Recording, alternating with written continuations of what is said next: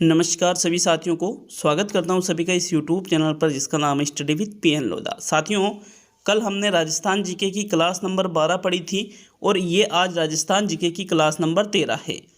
जो class number 12 हमने पढ़ी थी तो उसके लास्ट में मैंने आपसे कहा था कि कल जो वीडियो आएगा वो क्लास नंबर 12 के महत्वपूर्ण प्रश्नों का रहेगा। तो उन्हीं से संबंधित 30 वस्तुनिष्ठ प्रश्न आपके राजस्थान जीके के भूगोल के हैं, जो कि रीट पात्रता परीक्षा और उसके बाद में जो 3rd ग्रेड पेपर होगा उसके लिए बेहद ही उपयोगी है। साथ ही 2nd ग्रेड और 1st ग्रेड के लिए भी अत्यंत उपयोगी है। साथियों, हम ये राजस्थान जीके जो पढ़ रहे हैं ये NCERT व RBSC की प्रमाणिक पुस्तकों से पढ़ रहे हैं, तो बिल्कुल वीडियो को पूरा देख करके जाइएगा। राजस्थान की अन्य किसी भी भर्ती के लिए बेहद ही उपयोगी है ये वीडियो, ठीक है, जिसमें राजस्थान की जीके पूछी जाती है। तो चलिए वीडियो को शुरू करते हैं। एक एक प्रश्नों को अच्छे से देख करके हल करने वाले हैं। आपके पहला प्रश्न है साथियों, सुख सागर तालाब कहाँ पर स्थित है? सवाई माधोपुर में स्थित है, बूंदी में स्थित है, करौली में स्थित है और भीलवाड़ा में स्थित है। देखिए, कल जब हमने 12वीं क्लास पढ़ी थी, अच्छा अगर आपने 12वीं राजस्थान की 12वीं क्लास जीके की नहीं पढ़ी है इस चैनल पर, तो कल ही मैंने डाली थी, चैनल पर जा कर के 12वीं क्लास को पढ़िएगा और उसके बाद में इस वीडियो को देखिएगा, तो उससे ज़्यादा चीज़ें आपके क्लियर हो जाएगी, क्योंकि सारे प्रश्न यहाँ पर 12वीं क्लास से ही बनाए गए हैं। देखो, सुख सागर तालाब की अगर हम बात करें तो यह राजस्थान के सवाई माधोपुर जिले में स्थित है। कहाँ पर स्थित है? सवाई माधोपुर जिले में। विकल्प 1 आपके पहले प्रश्न में सही है साथियों। नेक्स्ट प्रश्न संख्या 2 पे आते हैं। दूसरा प्रश्न है, गढ़सीसर तालाब कहाँ पर स्थित है? तो बाड़मेर में, बीकानेर में, जैसलमेर में और जोधपुर में। देखो, गढ़सीसर तालाब की अगर हम बात करें तो आपके गढ़सीसर तालाब साथियों कहाँ पर स्थित है? राजस्थान के जैसलमेर में स्थित है। कल मैंने आपको वीडियो में अच्छी तरह से बताया था किसको मोस्ट इम्पोर्टेंट याद रखना है, ये बहुत ही ज़्यादा महत्वपूर्ण है साथियों। तो विकल्प नंबर आपका 3 सही है प्रश्न संख्या 2 में। नेक्स्ट आगे बढ़ेंगे प्रश्न संख्या 3 की ओर। तो चलिए तीसरा प्रश्न देखेंगे। आपके प्रश्न संख्या 3 है, एडवर्ड सागर तालाब कहाँ पर स्थित है? तो साथियों बांसवाड़ा में, उदयपुर में, प्रतापगढ़ में और डूंगरपुर में। तो आपके जो एडवर्ड सागर तालाब है इसको भी मैंने मोस्ट इम्पोर्टेंट करवाया था कि इसको भी आपको विशेष तौर पे याद रखना है। ये आपके राजस्थान में डूंगरपुर जिले में स्थित है। कहाँ पर स्थित है एडवर्ड सागर तालाब? डूंगरपुर जिले में स्थित है साथियों। तो विकल्प नंबर आपका 4 सही है प्रश्न नंबर 3 में। नेक्स्ट ये प्रश्न संख्या 4 पे आते हैं। तो चौथा प्रश्न है आपके, पुष्कर झील जो कि राजस्थान के अजमेर जिले में स्थित है का अत्यधिक महत्व है? राजनीतिक अत्यधिक महत्व है, धार्मिक अत्यधिक महत्व है, पारंपरिक या ऐतिहासिक? तो साथियों, पुष्कर झील जो कि राजस्थान के अजमेर जिले में पड़ती है, इसका सबसे ज़्यादा महत्व किस दृष्टि से होता है साथियों? धार्मिक दृष्टि से ये अत्यधिक महत्व झील मानी जाती है। विकल्प नंबर आपका 2 सही है प्रश्न संख्या 4 में। नेक्स्ट आगे बढ़ते हैं प्रश्न संख्या 5 की ओर। तो चलिए 5वां प्रश्न देखेंगे। गेप सागर झील कहाँ स्थित है? उदयपुर में स्थित है, टोंक में स्थित है, डूंगरपुर में स्थित है और बांसवाड़ा में स्थित है।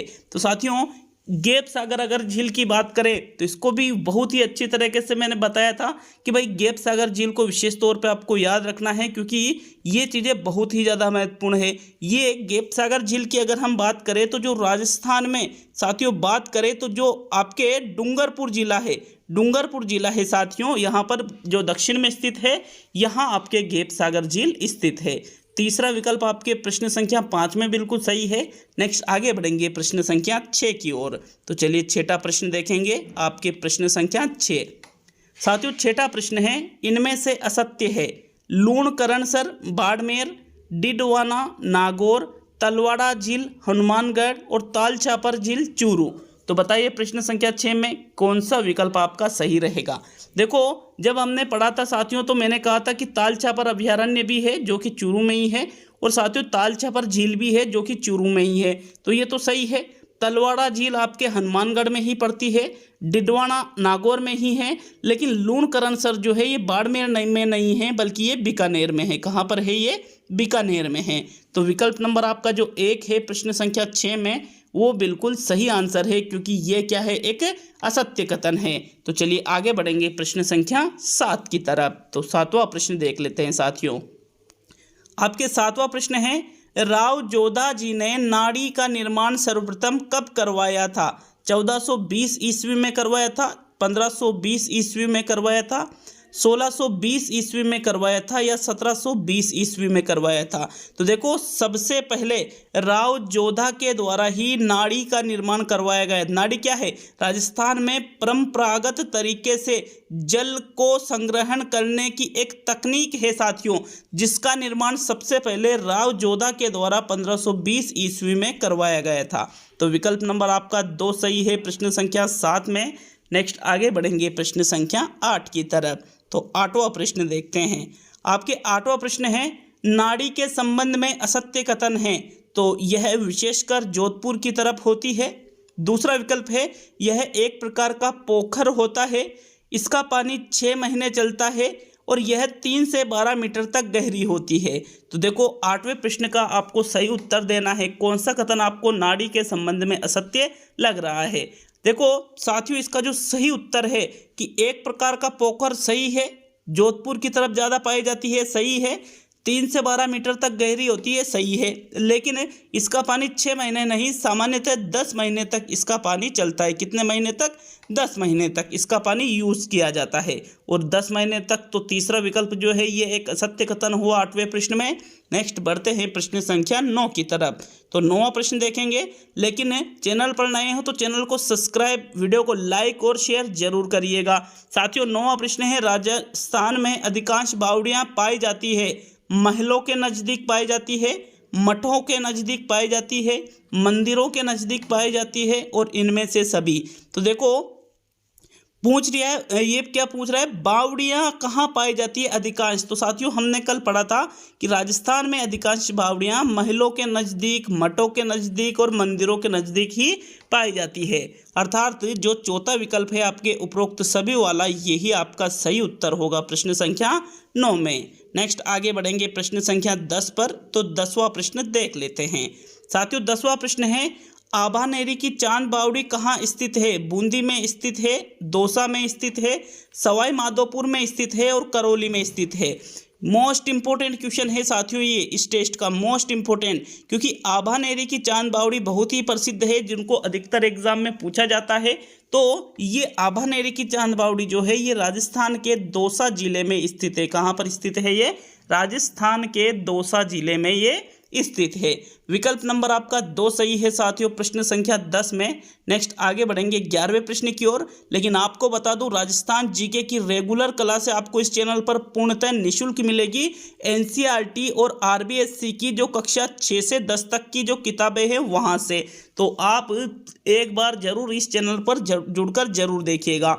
साथ ही आपके मनोविज्ञान की टेस्ट सीरीज, शिक्षण विधियों की टेस्ट सीरीज, हिंदी की टेस्ट सीरीज, सभी के 100 टेस्ट निःशुल्क देखने को मिलेंगे आपको इस यूट्यूब चैनल पर। तो साथियों, 11वां प्रश्न देखते हैं। 11वां प्रश्न है आपके, आभानेरी की चांद बावड़ी बनी हुई है, हर्षद माता मंदिर के साथ बनी हुई है, संतोषी माता मंदिर के साथ बनी हुई है, करणी माता मंदिर के साथ बनी हुई है, और इनमें से कोई भी नहीं। तो बताओ भाई, 11वें प्रश्न में आपके कौन सा उत्तर सही है? जो आभानेरी की चांद बावड़ी दौसा जिले में स्थित है साथियों, ये हर्षद माता मंदिर के साथ बनी हुई है। किसके साथ बनी हुई है? हर्षद माता मंदिर के साथ। तो विकल्प 1 आपके 11वें प्रश्न में सही है साथियों। नेक्स्ट आगे बढ़ेंगे प्रश्न संख्या 12 की ओर। 12वां प्रश्न देखते हैं, क्या पूछा जा रहा है आपसे प्रश्न संख्या 12 में। तश्तरी नुमा आकार किसका होता है? खड़ीन का होता है, टांका का होता है, कुई का होता है और टोबा का होता है। अच्छा, मैं बता दूं, अगर आपने ये चीज़ें नहीं पढ़ रखी है तो उस क्लास नंबर 12 को जरूर देखिएगा साथियों, राजस्थान जीके की भूगोल की क्लास। साथियों, कल मैंने आपको पढ़ाया था कि इस प्रकार से एक होद होता है जो तश्तरी नुमा होता है, और साथियों इसको टांका कहा जाता है, और इसमें पीने के लिए पानी भरा जाता है। तो दूसरा विकल्प आपके प्रश्न संख्या 12 में सही रहेगा। नेक्स्ट आगे बढ़ेंगे प्रश्न संख्या 13 की ओर।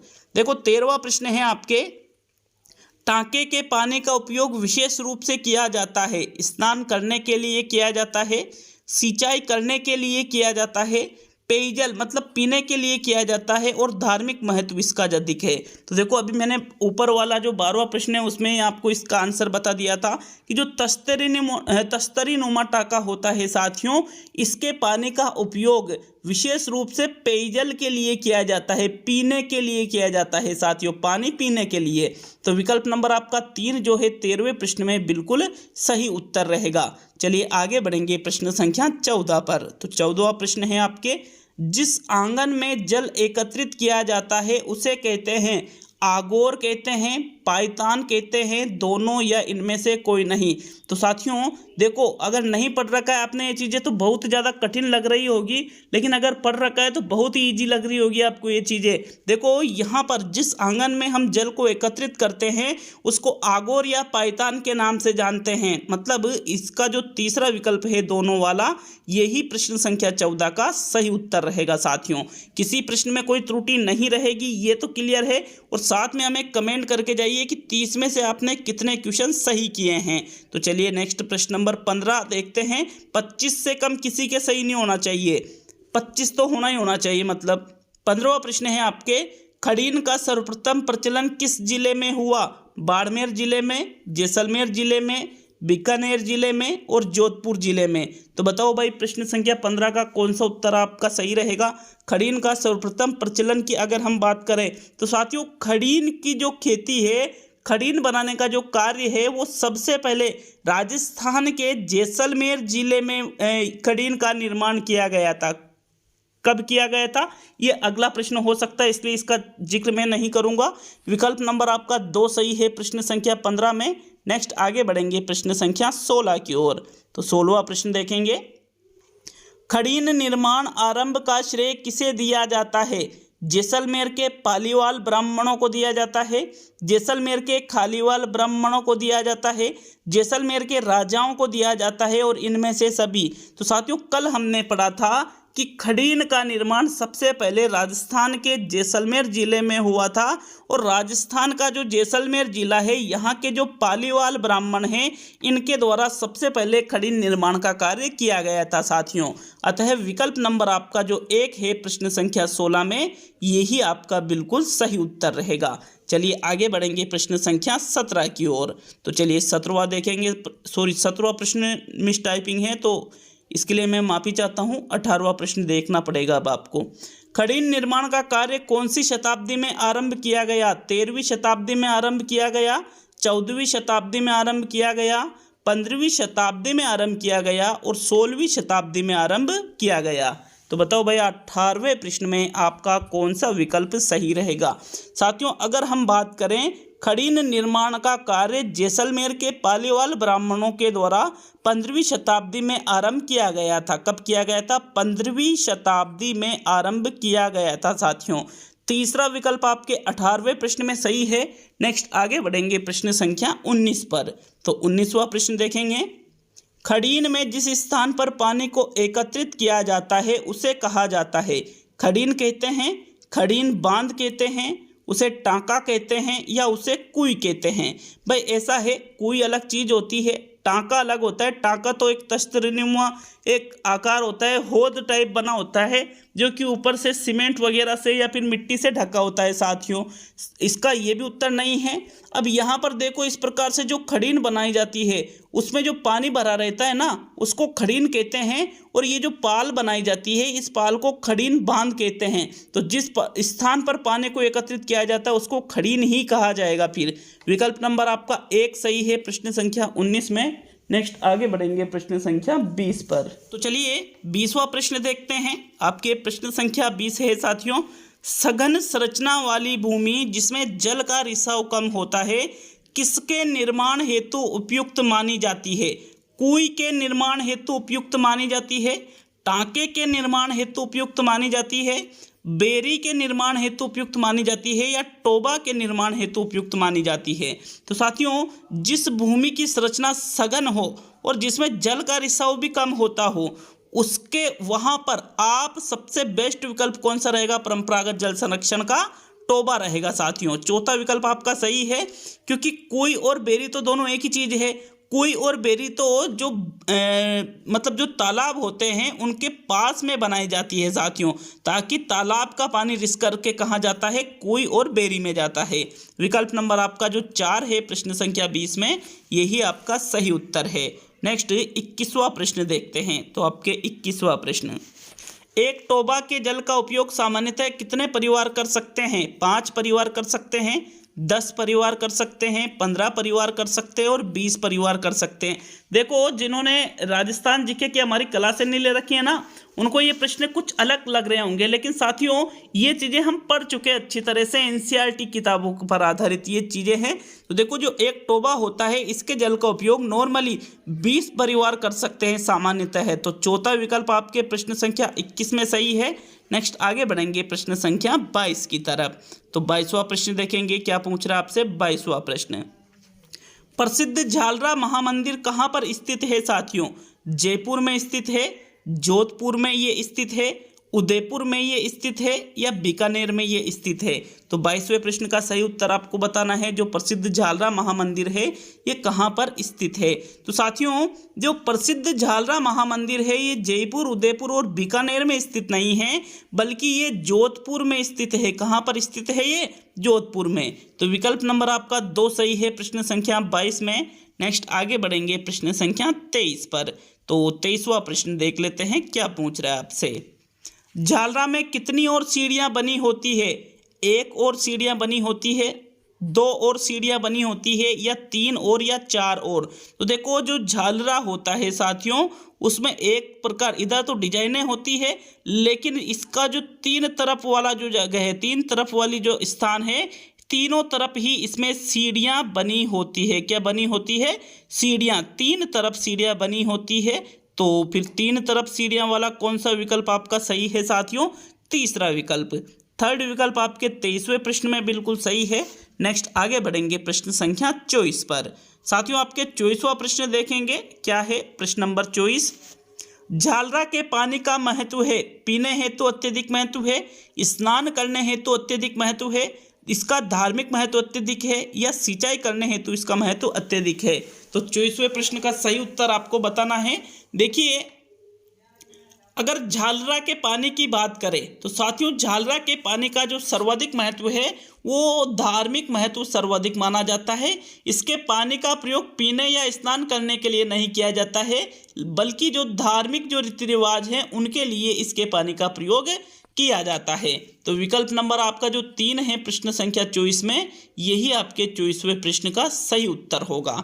नेक्स्ट आगे बढ़ेंगे साथियों प्रश्न संख्या 25 की तरफ। तो 25वां प्रश्न देखते हैं। आपके 25वां प्रश्न है, झालरा का आकार होता है, गोलाकार होता है, आयताकार होता है, एक दिशीय होता है और इनमें से सभी। तो बताओ 25वें प्रश्न का आपका कौन सा उत्तर सही रहेगा? झालरा का आकार दिए गए विकल्पों में से कैसा होता है? बताइए साथियों 25वें प्रश्न का सही उत्तर। तो आपको अच्छी तरह से मैंने कल बता दिया था कि झालरा का आकार आयताकार होता है। कैसा होता है? आयताकार होता है साथियों। दूसरा विकल्प आपके 25वें प्रश्न में बिल्कुल सही है। नेक्स्ट आगे बढ़ेंगे अब हम प्रश्न संख्या 26 की ओर। तो चलिए 26वां प्रश्न देखेंगे, आपके प्रश्न नंबर 26। भारत पाक सीमा से लगे जिलों में अधिकता होती है, कुई की अधिकता होती है, बेरी की अधिकता होती है, दोनों की अधिकता होती है और इनमें से कोई भी नहीं। तो बताइए इस प्रश्न संख्या 26 में आपके कौन सा विकल्प सही है?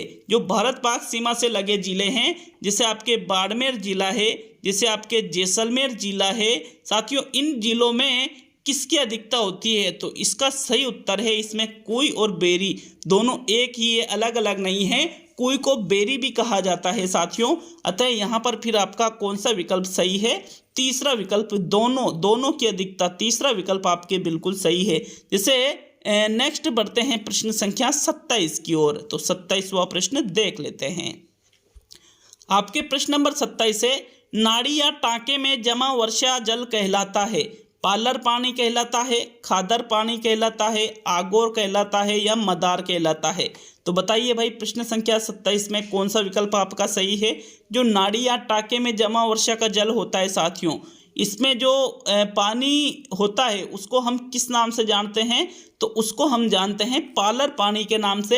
ये बहुत ही ज़्यादा महत्वपूर्ण प्रश्न है, बहुत ही ज़्यादा साथियों, मोस्ट इंपॉर्टेंट क्वेश्चन है ये, क्योंकि इस प्रकार के प्रश्न आपके एग्जाम में पूछने की संभावना बहुत अधिक होती है। जो नाड़ी में जो जमा जल होता है या जो टाँके में जो जमा जल होता है उसको हम पालर पानी के नाम से जानते हैं। विकल्प एक आपके 27वें प्रश्न में बिल्कुल सही है साथियों। नेक्स्ट आगे बढ़ेंगे प्रश्न संख्या 28 की तरफ। तो 28वां प्रश्न देखेंगे आपके प्रश्न नंबर 28। छोटी तलैया जिसमें वर्षा का जल भरा रहता है उसको क्या कहते हैं? उसको टांका कहते हैं, उसको नाड़ी कहते हैं, उसको बेरी कहते हैं या उसको मदार कहते हैं? तो भाई बेरी या कोई तो होती है जो तालाब के किनारे बनाई जाती है, जिसमें क्या होता है साथियों, तालाब का पानी रिस करके आता है। तो यह आपका उत्तर नहीं है साथियों। छोटी तलैया जो होती है जिसमें वर्षा का जल भरा रहता है। तो टांका तो क्या होता है, जो आंगन में या फिर घर के नज़दीक ही या खेतों में इस प्रकार की जगह पर जगह खोद करके, गड्ढा खोद करके एक तस्तरी नुमा एक होद बनाई जाती है, जिसको ऊपर से सीमेंट या मिट्टी से ढक दिया जाता है, वो आपके टांका कहलाता है। तो इसका जो सही उत्तर है वो है नाड़ी। जो छोटी तलैया होती है जिसमें वर्षा का जल भरा रहता है उसको नाड़ी के नाम से जानते हैं। दूसरा विकल्प आपके 28वें प्रश्न में सही है। नेक्स्ट प्रश्न संख्या 29 पे आते हैं। तो 29वां प्रश्न, वर्षा जल एकत्रित करने हेतु बनाया गया होद कहलाता है, टांका कहलाता है, नाड़ी कहलाता है, बेरी कह सकते हैं इसको, या इसको मदार कहते हैं? तो साथियों वर्षा जल एकत्रित करने हेतु जो बनाया गया होद है उसको टांका कहा जाता है। क्या कहा जाता है? उसको टांका कहा जाता है। और इसमें जो पानी भरा रहता है उस पानी को पालर पानी कहते हैं। क्या कहते हैं उसको? पालर पानी के नाम से उसको जानते हैं। तो विकल्प एक आपके प्रश्न संख्या 29 में सही है। अब आज का अंतिम और 30वां प्रश्न, लेकिन वीडियो अच्छा लगे तो इतना सा कार्य कर देना, एक लाइक कर देना और वीडियो को एक जगह शेयर कर देना साथियों। चैनल पर नए हो तो चैनल को सब्सक्राइब करके बेल आइकन ऑन कर लेना, ताकि आपके पास प्रत्येक निःशुल्क वीडियो का नोटिफिकेशन पहुंच सके। तो देख लेते हैं आज का अंतिम और 30वां प्रश्न। नाड़ी या तालाब में जल आने के लिए निर्धारित की गई धरती सीमा को कहते हैं? बेरी कहा जाता है, मदार कहा जाता है, नेहटा कहा जाता है और इनमें से कोई भी नहीं। तो ऐसा है भाई कि भाई जो कोई नहीं वाला विकल्प है ये तो आपका उत्तर होता ही नहीं है। तो जो नाड़ी या तालाब में, जैसे मान लीजिए तालाब में, ये तालाब आ रहा है आपका, ठीक है, ये तालाब है, यहाँ पे जल भरा रहता है। अब इसमें जल कहाँ से आता है? इतनी इतनी जगह से इसमें जल आता है। तो ये जो इतनी इतनी जगह है साथियों, इसकी एक फिक्स सीमा होती है जिसको क्या कहा जाता है? मदार कहा जाता है। क्या कहा जाता है? मदार कहा जाता है। तो जबकि नेहटा क्या होता है कि जैसे मान लीजिए तालाब में या फिर किसी अन्य जैसे नाड़ी में, तालाब में, इनमें ज़्यादा जल भरा गया तो उसके रिसाव के लिए एक जगह दी जाती है, उसको नेहटा कहा जाता है। तो यहाँ ओनली विकल्प नंबर आपका 2 ही सही है प्रश्न संख्या 30 में। तो यह आज के 30 क्वेश्चन थे। कैसे लगे हमें कमेंट करके जरूर बता करके जाइएगा। मिलते हैं अब अगले वीडियो में। बहुत बहुत धन्यवाद सभी का वीडियो को पूरा देखने के लिए।